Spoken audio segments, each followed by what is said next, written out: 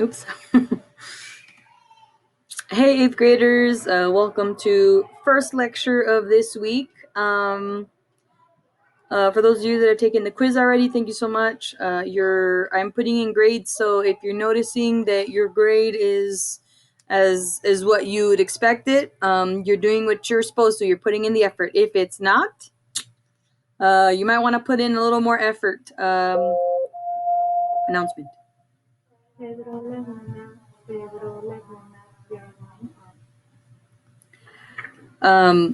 So making sure that you are watching the videos, taking notes, so you can have the answers for the quizzes. I'm seeing it. I'm seeing the effort. If you get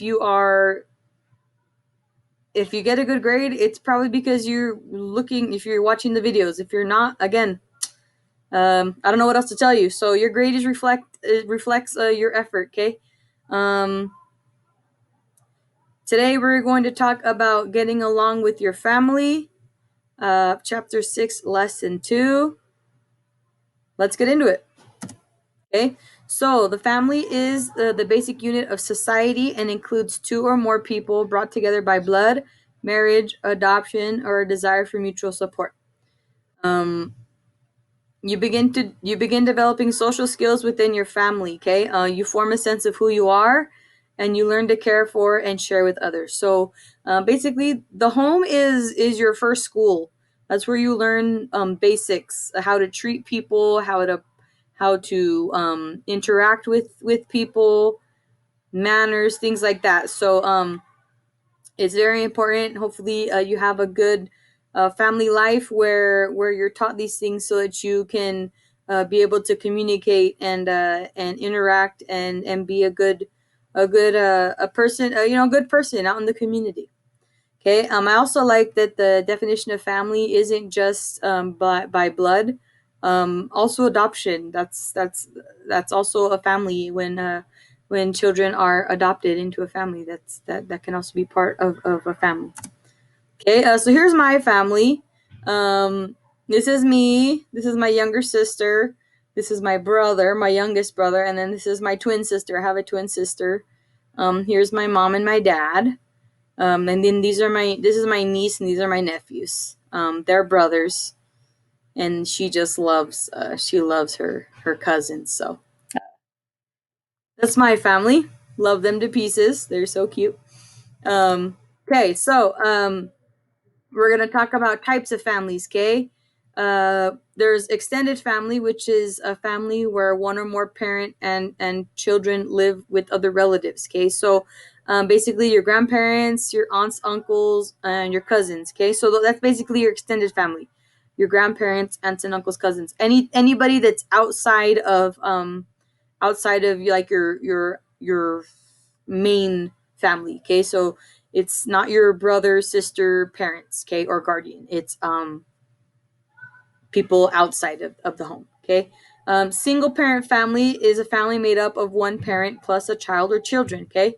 And that's pretty common where for one reason or another there's homes or just are single parent homes and single parent families, and that's part of life today.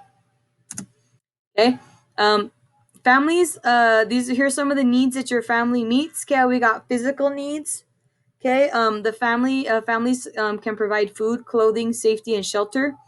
Okay, they care for family members when they are sick and protect members from accidents and other threats. Okay, so basically, they meet your physical needs, the things that you need, um, things tangible, things that you can feel, things that you can hold. Okay, tangible things. Mental, emotional needs. Okay, families teach members to love and acceptance. Families teach members love and acceptance and help them feel emotionally secure. Move myself kind of in the way a little bit. Move. All right. Okay. Help you feel emotionally secure. Okay. Having your emotional needs met equals a positive self-image and a high self-esteem. Okay. Family members can turn to each other when they feel hurt or discouraged. So that's how they help you mentally and emotionally. They help you feel okay when you're not feeling okay.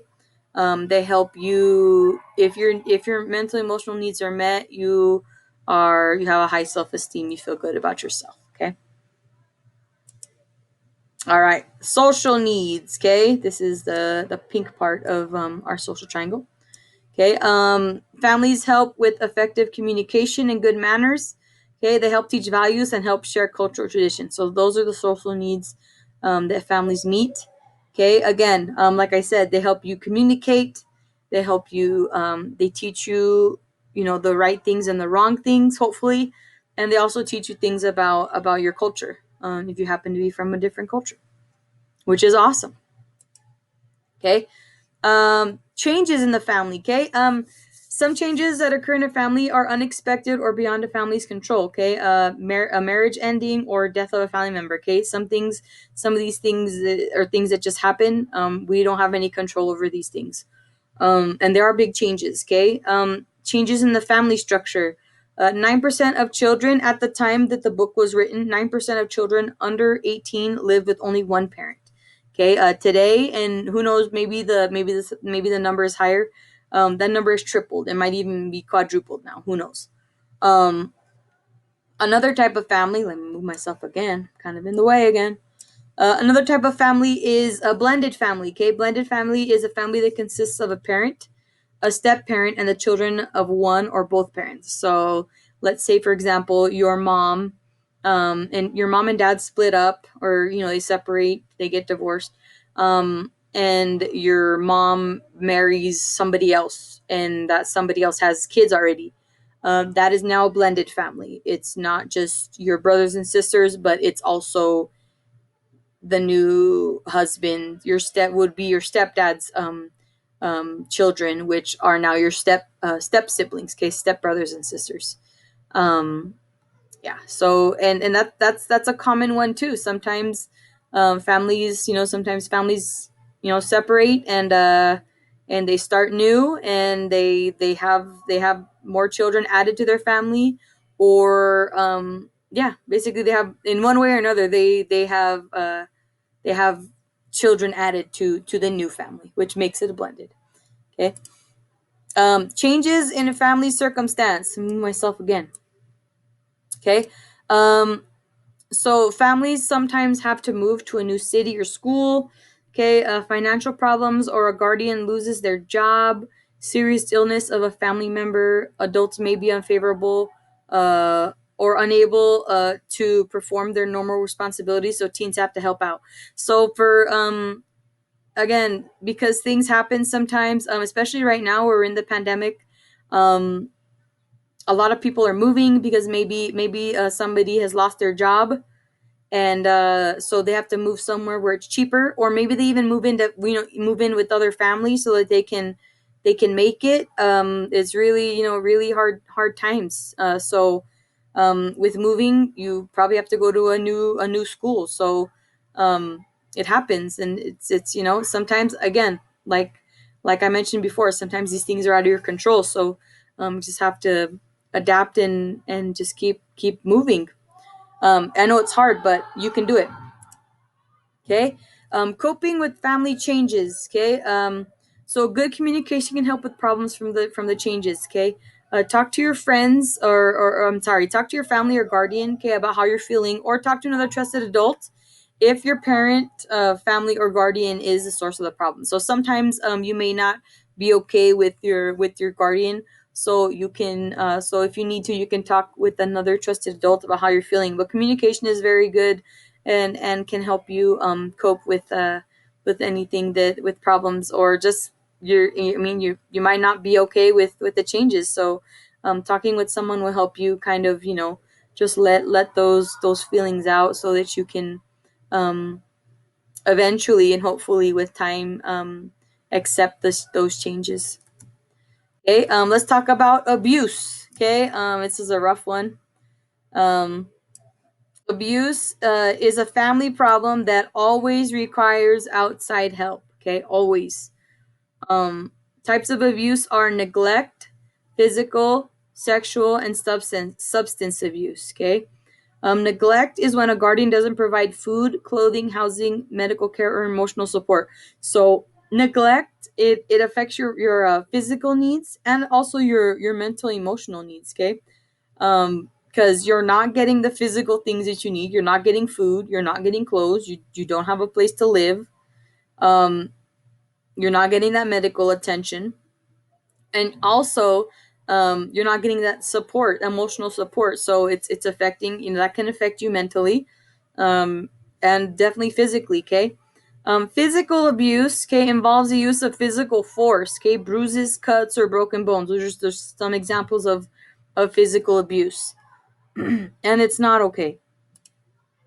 Okay, and we're here to the last one already. Okay, sexual abuse is any mistreatment of a child or adult involving sexual activity. Substance abuse is addiction to drugs or alcohol. So these are just some examples of abuse. We might in the next couple lessons go over what a little deeper of what these things are, but just some examples. Again, make sure you're watching the lectures. They are on YouTube. So please make sure that you're watching them. They're there for you. Um, Thank you so much, and make sure that you're putting in that effort so that you get a good grade, because the semester's ending here soon. So just make sure you're getting your work done. Remember, if you're turning in the quiz late, you will not get full points. So please make sure that you get them done. They're usually due the end of Friday. Okay. Yeah. So that's all I got for today, and I will you'll be hearing from me with the second lecture later on this week. Bye.